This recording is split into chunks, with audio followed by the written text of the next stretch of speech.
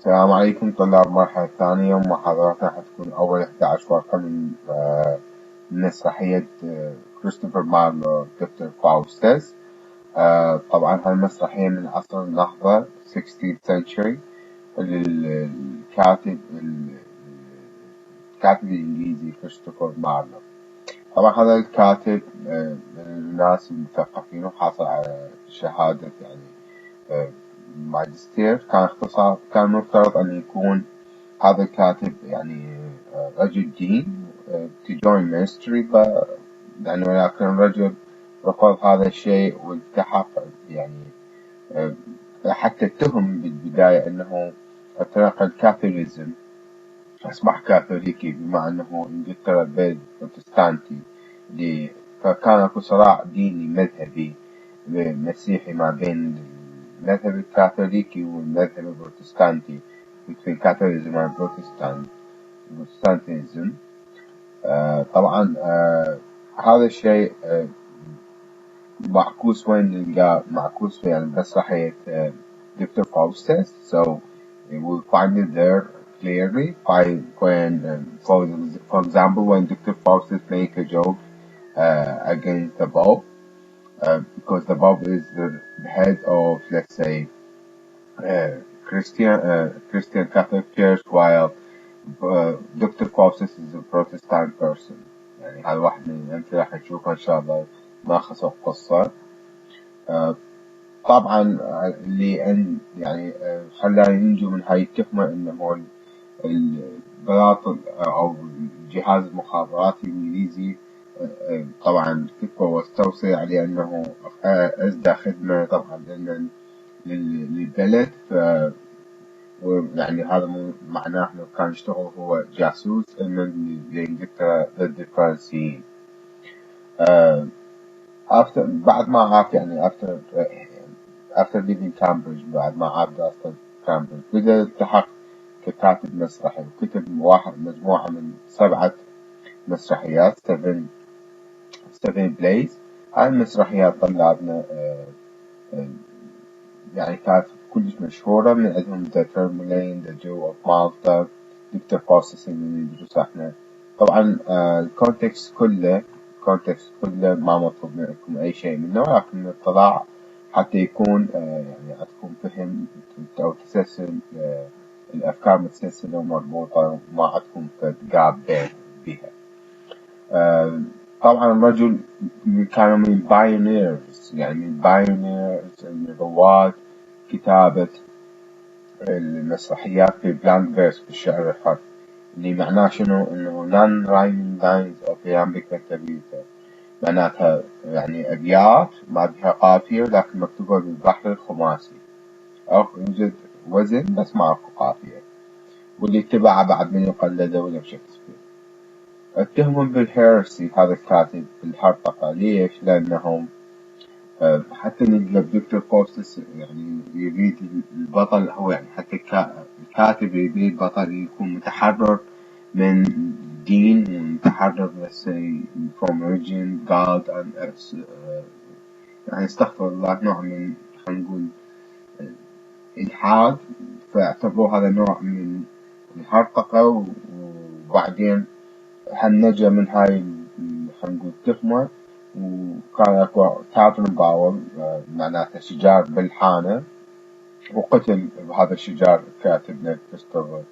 بعد موته اكو كانت هواي شائعات حول الضوء، تقدرون تقروا هنا اللي يحب يطلع. دكتور فاوستس طبعا هنا بالنسبة لمسرحيتنا دكتور فاوستس كتبت حوالي سنة 1592 1592 or 1592.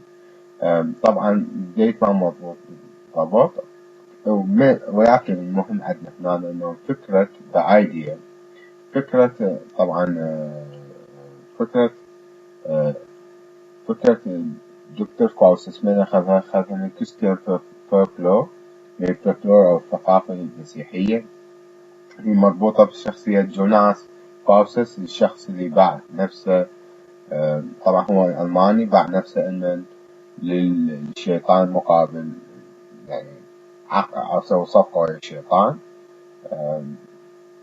فهنا هذا اللي هو كان السورس بالنسبة لكريستوفر مارلو مسرحيته دكتور فاوستس. شيء آخر طلابنا، أكو مصطلح حلو كلش حلو يعني لازم نعرفه. دائما إذا واحد يسوي صفقة خاسرة مهما كانت، يعني صفقة عمل، خلينا نقول علاقة خاسرة إلى آخره، يصيحون فوستيان بارجن. ليش؟ لأنه معناها شيء ما له حالة إنه راح تخسر بيه، فأي شيء تخسر بيه يعني صفقة كان سواء أو علاقة يصيحون فوستيان بارجن. ليش؟ لأن دكتور فاوستس نتيجته حتمية إنه الخسارة خاصة به هو سوى صفقة وهي his back was with the devil. نروح على بلوت overview مطلوبة منكم ومطلوبة تفهموها أكثر ما تحفظوها. دكتور فاوستس was a well-respected German scholar. كان عالم ألماني يعني إلى احترامه ووزنه.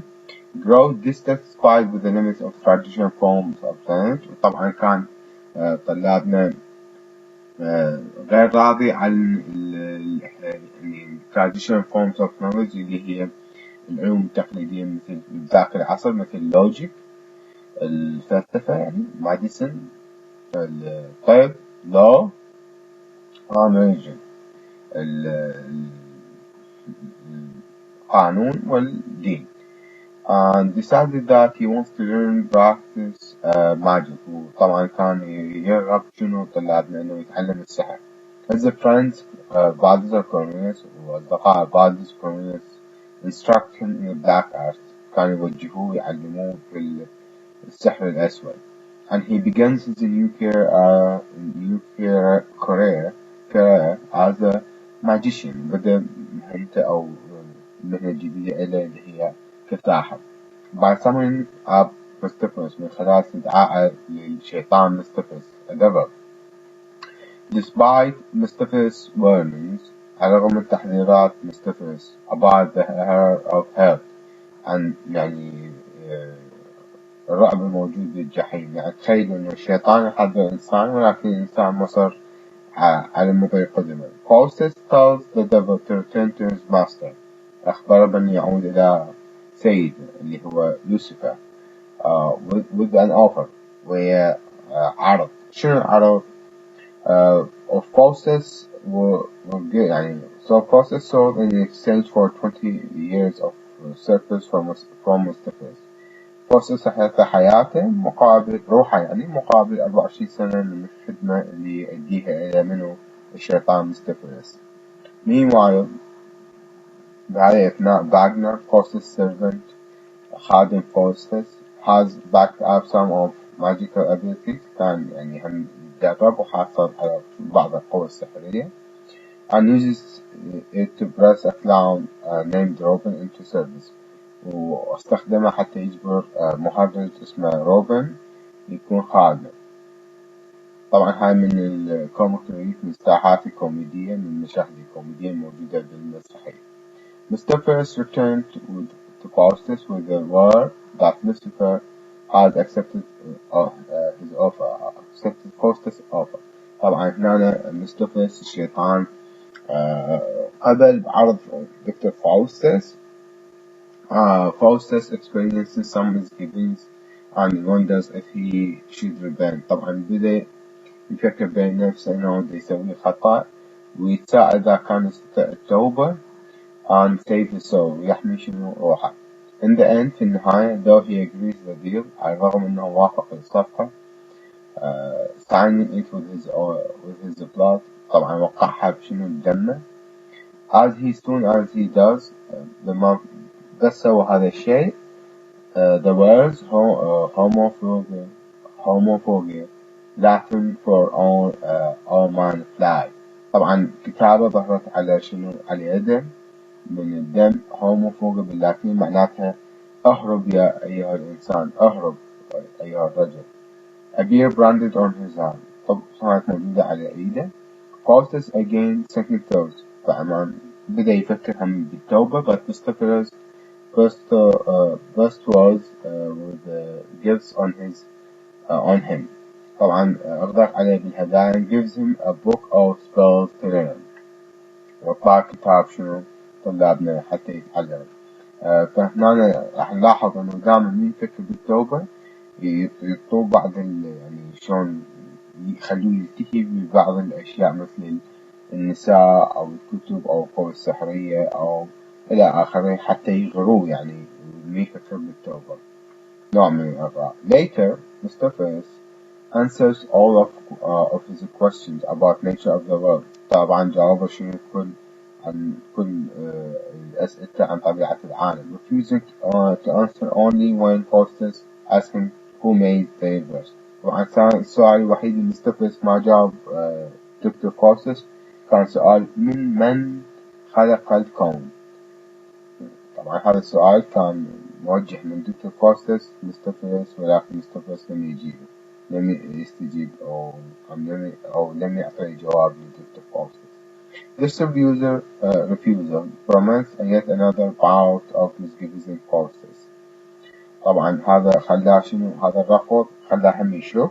But Mr. First and Lucifer bring in personification of the 7 deadly sins.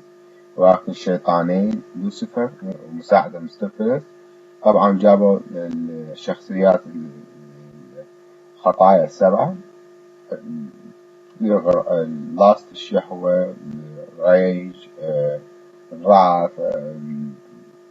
الجريد إلى آخره to present in front of Faustus اللي ظهر قدام Faustus and he is impressed enough to quiet his doubts. طبعا وهذا الشيء خلاه شنو هماتين يعني يغرى بهاي الخطايا السبعة، خلاه ينسى تفكيره بالتوبة. Armed with his new powers and attended by Mr. Faiz. طبعا كان عنده قوة هاي السحرية يتعلمها من كتب التعويذات السحرية وكان يساند مستر فيرس. Faustus begins travel. بدأ يسافر. He goes to Pope's court in Rome. وراح للبلاطن البابا في روما. Make himself invisible. جعل من نفسه مخفي. And plays a series of tricks. وبدأ يستعمل الخدع. He disrupts the Pope banquets. طبعا شنو قاطع وليمة أو عزيمة مسويها البابا. By stealing food من خلال سرقة الطعام بعد unboxing the Pope's ear وبدأ يضرب بوكسات على إذن من البابا.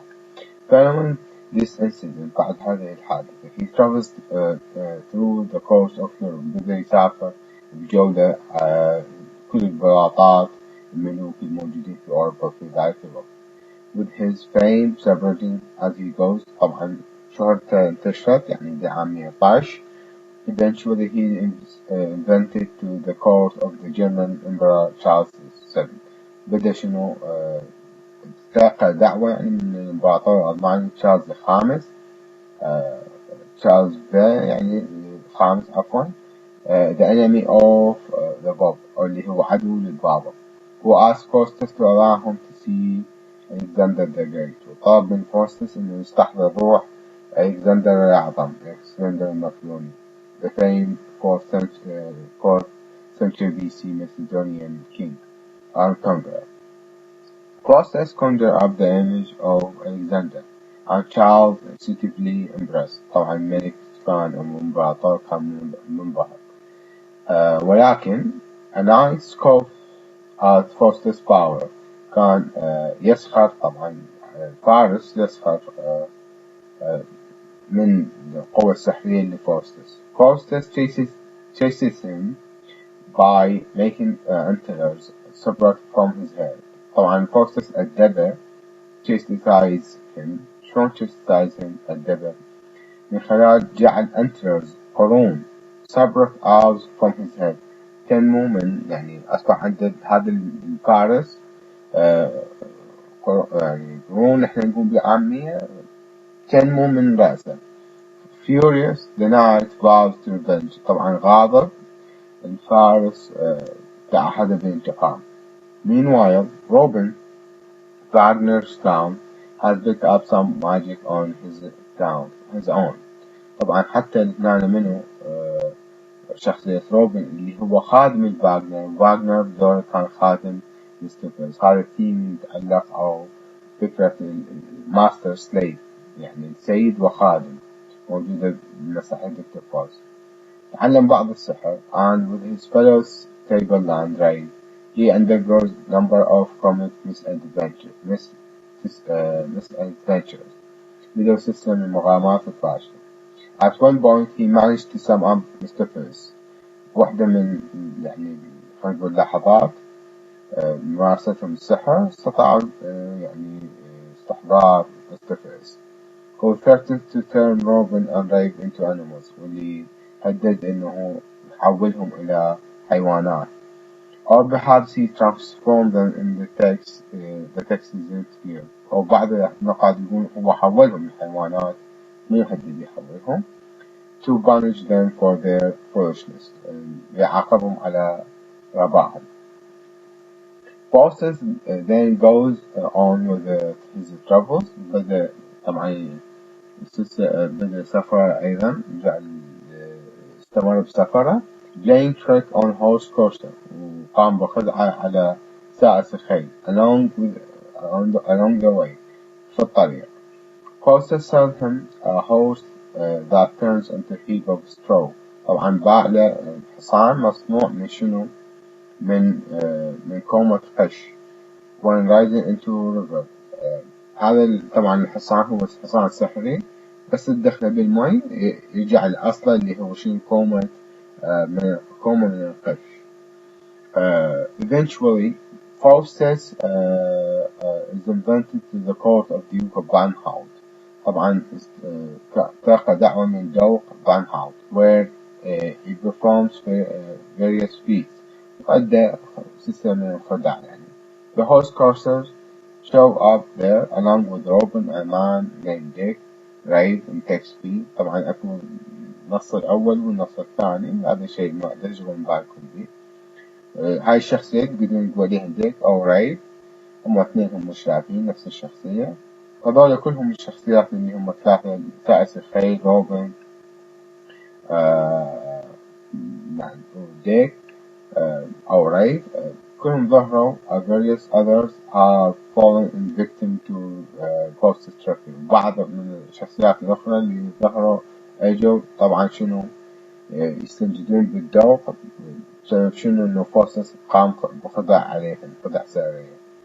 But Faustus cast spells on them، طبعا وقع عليهم تعويذات سحرية and sent them on their way، دزهم يعني بطريقة أو طردهم يعني to the amusement of the Duke and the Duchess. طبعا كانوا مستانسين بهذا الشيء، الذوق والذوق.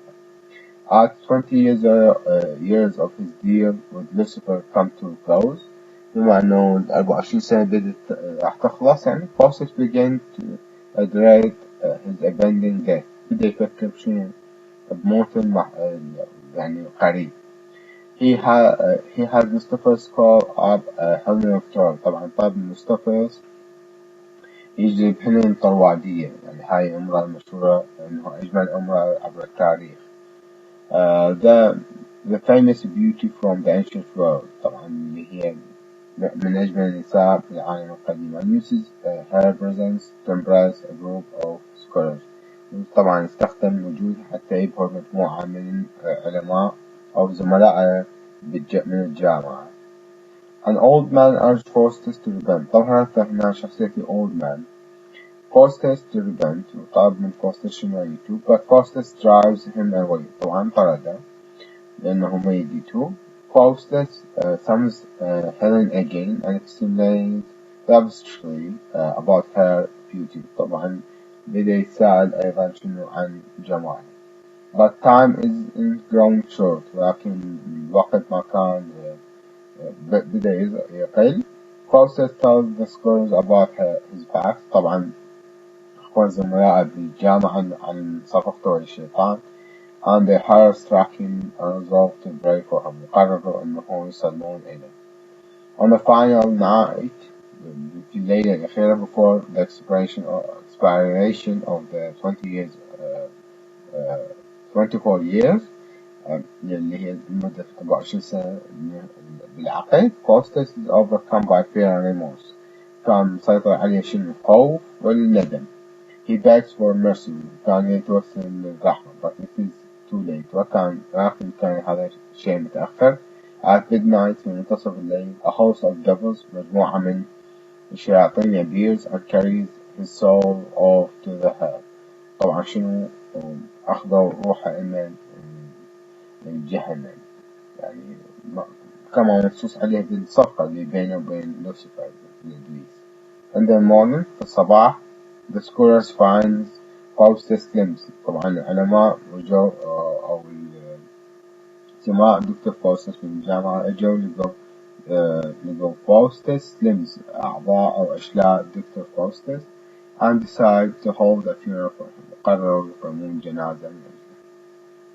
Key facts الحقائق الموجودة مطلوبة منكم. full title عنوان كاملة اللي مطبوع أوليا published initially as tragic history of Dr. Faustus and then the tragic history of life and the death of Dr. Faustus. بعدين طبع بالعنوان الكامل اللي هو tragic history تاريخ المأساوي لحياة of the life and the death وموت دكتور فاوستس. الأوثر مالتنا كريستوفر مارلو. نوع المسرحية بلاي. نوع الأدبي تراجيدي مأساوية. طبعا نوع الأدب هي مسرحية مو رواية ولا قصيدة. نوع الأدبي تخصص يعني معناه حيكون جانرا مالتها تراجيدي. بعد تاون تراجيك تنس بالماضي ما مطلوب منكم. the setting the 1580s في ثمانينات القرن السادس عشر. second place أوروبا يوروب specifically Germany يعني إيطاليا. البطل مالته بروتاغونست دكتور فاوستس. طبعا الصراع الرئيسي كان وين دكتور فاوستس وقع العقد ويا لوسيفر. رايزن صعود بالأحداث من بداية يدرس السحر ومحادثاته ويا مستفلس. قلبت الأحداث من وقع على العقد هنا.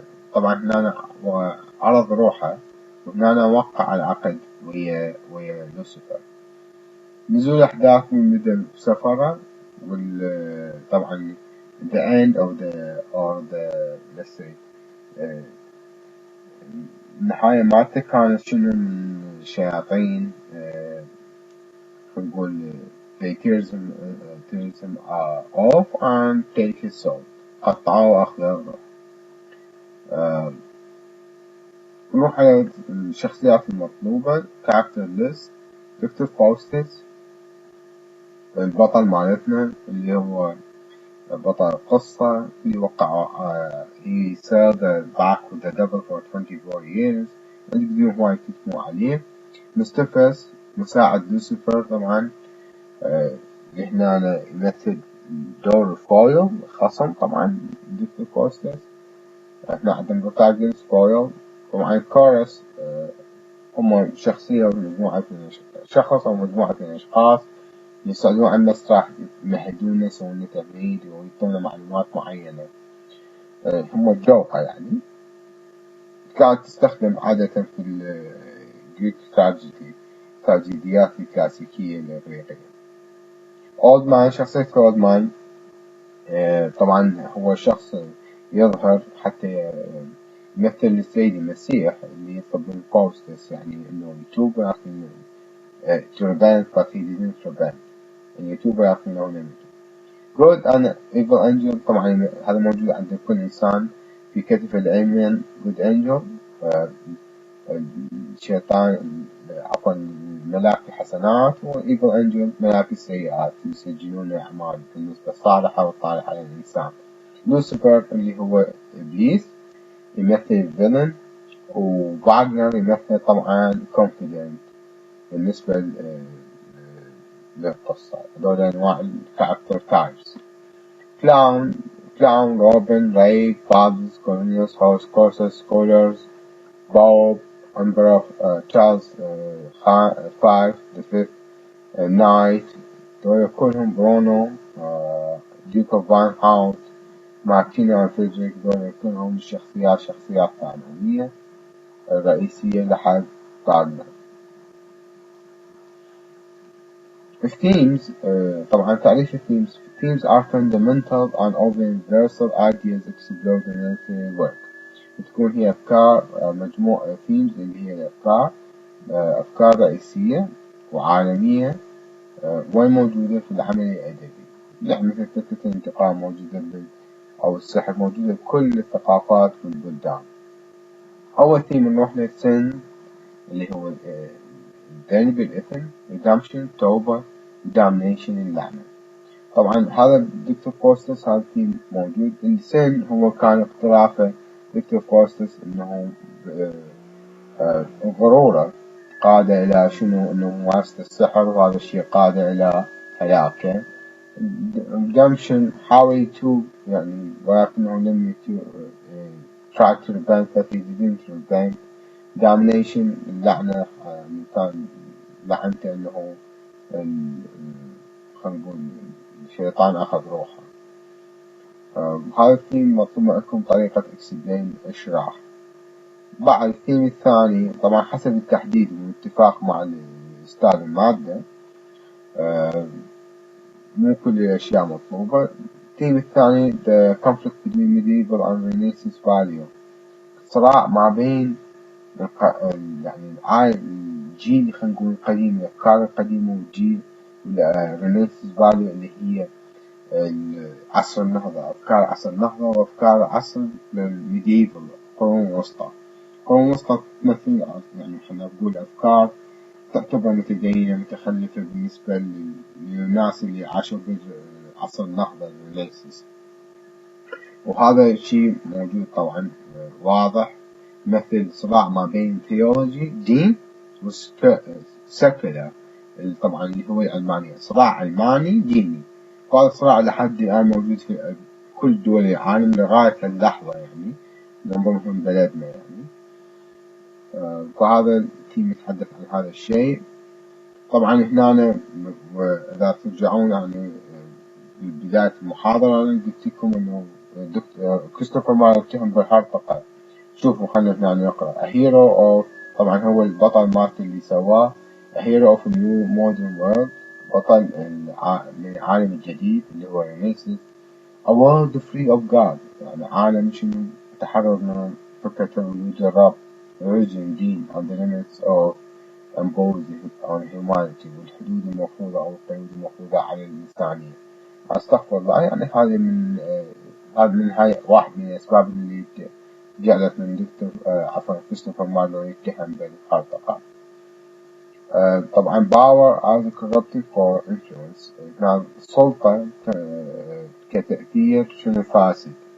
يعني الإنسان من يصير عنده سلطة يبدي شنو يفسد، وهذا الشيء صحيح. يعني عادة السياسيين من يقعدون على الكرسي بدون يفكرون بالمصالح الشخصية، بالسرقة أموال العامة إلى آخره. يعني كل ما الإنسان عنده سلطة أكثر كل ما يكون متاح للأمور الفاسدة اللي تبعده عن طريق الصالح يعني.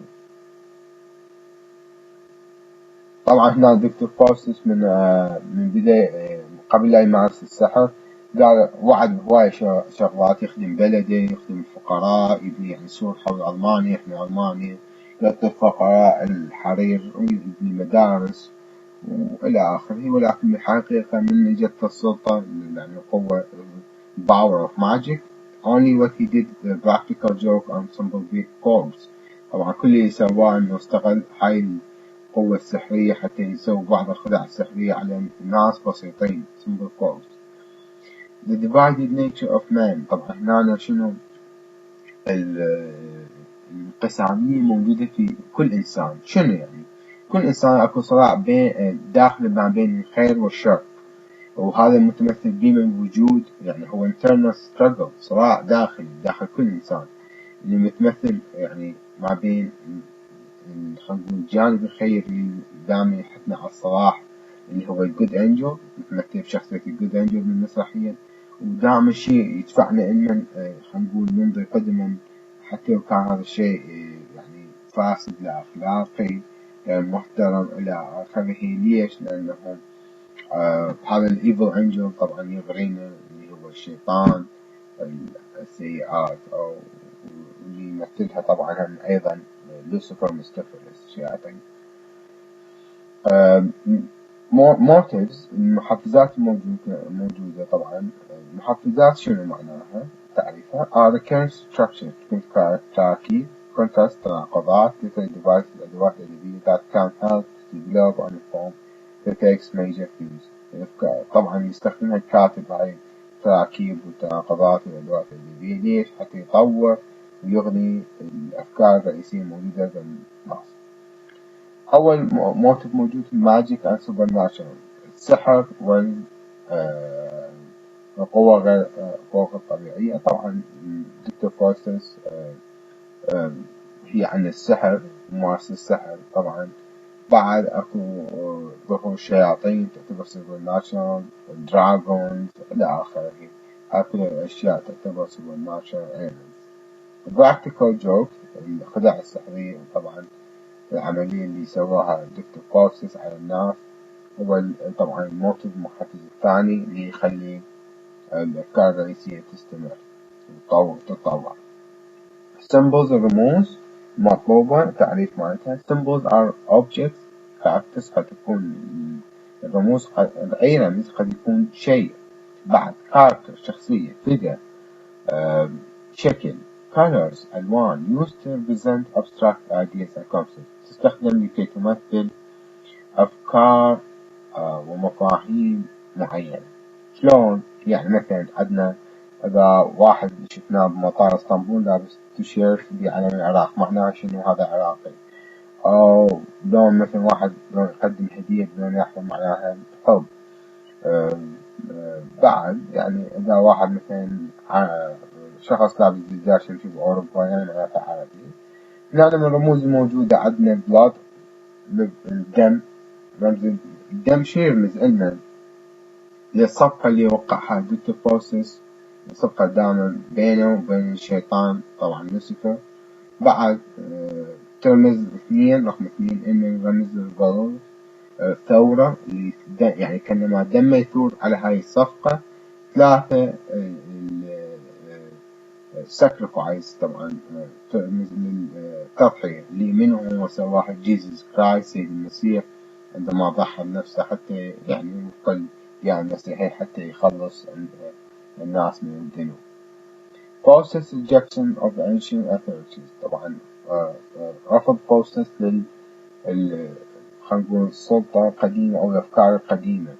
وهذا سبق وقلنا يعني صراع حتى موجود واحد من الثيمات، صراع ما بين موجود حتى حاليا في وقتنا الحاضر ما بين الجيل القديم والجيل الحديث، أفكار القديمة وأفكار الحديثة. وحتى بلدنا يعني يقولون صراع ما بين جيل بوبشي، يعني جيل صغار بالعمر بعد، والجيل الثمانينات والسبعينات والستينات اللي هم old school، يعني يعتبرون من الجيل القديم.